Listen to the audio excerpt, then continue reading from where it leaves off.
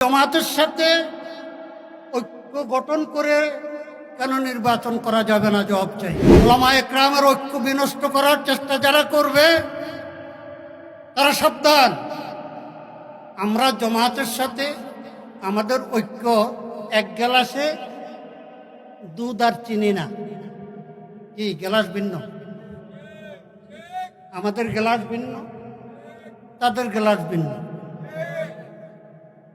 জামাতে ইসলাম নামটাই তাদেরকে বাধ্য করবে ইসলামের পক্ষে থাকার জন্য, ইসলামের পক্ষে কাজ করার জন্য।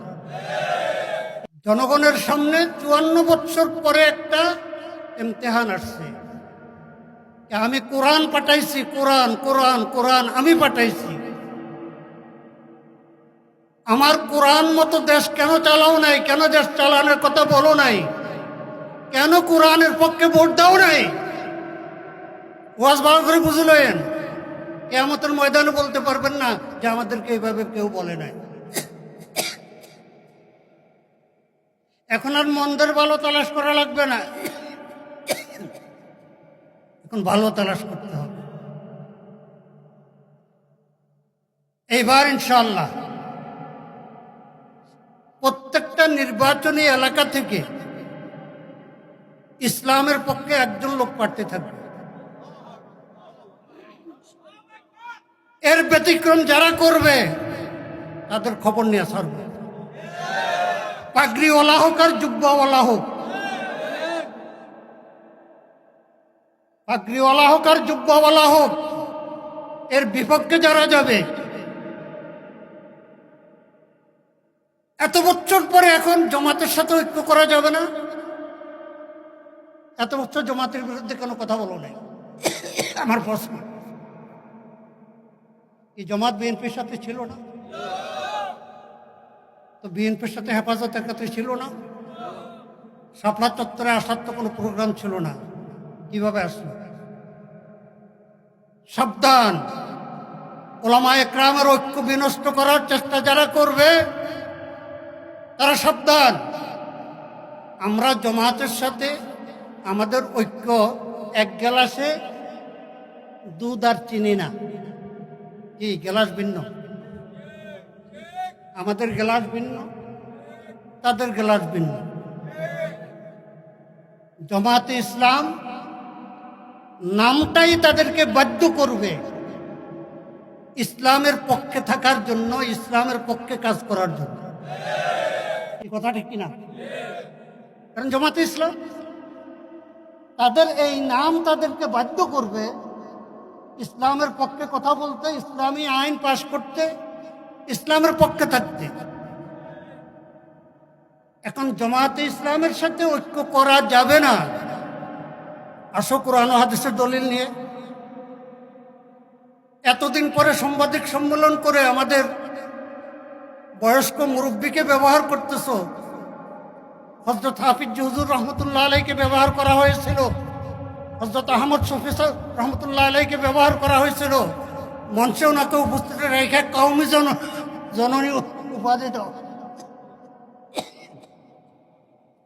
এখন আরেক মুরব্বী আছে আমাদের বাবুনগরী সাহেব, ওনাকেও ব্যবহার করতেছ। সাবধান, সাবধান, কিন্তু সাবধান, সাবধান।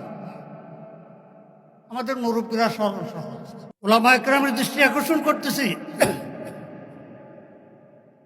হুজুর সাল্লাল্লাহু আলাইহি সাল্লাম বলছেন, মান সাল্লা সালাতানা। ওলামায়ে কেরাম দৃষ্টি আকর্ষণ করতেছে, মান সাল্লা সালাতানা, যে ব্যক্তি আমাদের নামাজ পড়ে,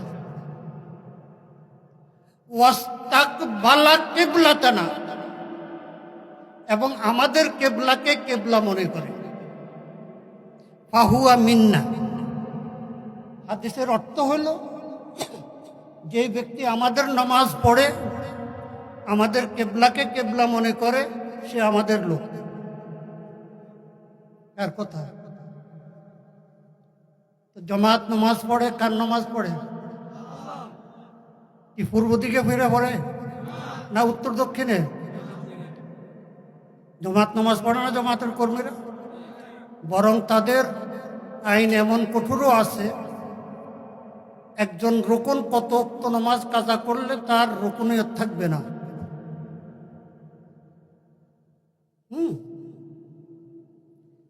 জামাতের বিরুদ্ধে অভিযোগ যেগুলো ছিল সেগুলো আমাদের এখনো আছে। জামাত যদি সেগুলো সংশোধন করতে চায়, আমরা জামাতের সাথে বসবো, আলোচনা করব। কিন্তু এখন যেটা এখন হলো মুসালাহাত। হুজুর সাল্লাল্লাহু আলাইহি সাল্লাম সুলহে হুদাইবিয়া কার সাথে করছেন? মক্কার কাফেরদের সাথে নয়।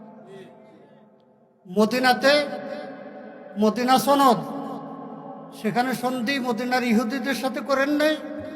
তাহলে জামাতের সাথে ঐক্য গঠন করে কেন নির্বাচন করা যাবে না? জবাব চাই।